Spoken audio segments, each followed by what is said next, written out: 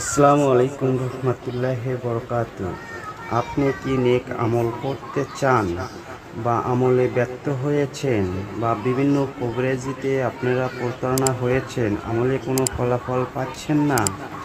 শুধু আপনাদের জন্য কমেন্ট করে জানাবেন কখন কোন সময় আয়াতগুলো পাঠ করতে হবে, কিভাবে আপনাদেরকে নিয়ম কানুন আমি সব বলে দিব। কমেন্ট করবেন। কিছু আমল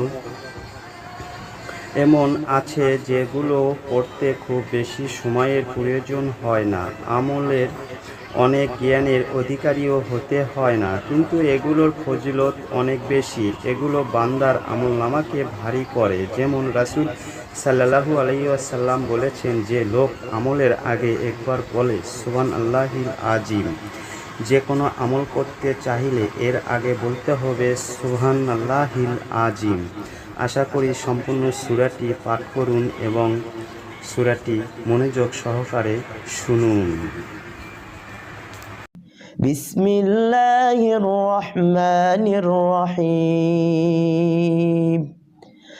আলহাকুমুত তাকাসুর হাত্তা যুরতুমুল মাকাবির কাল্লা সাওফা তা'লামুন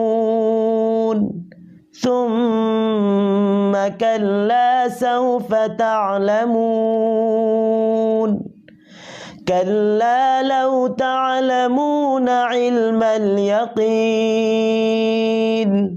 لترون الجحيم ثم لترونها عين اليقين ثم لتسألن يومئذ عن النعيم صدق الله العظيم।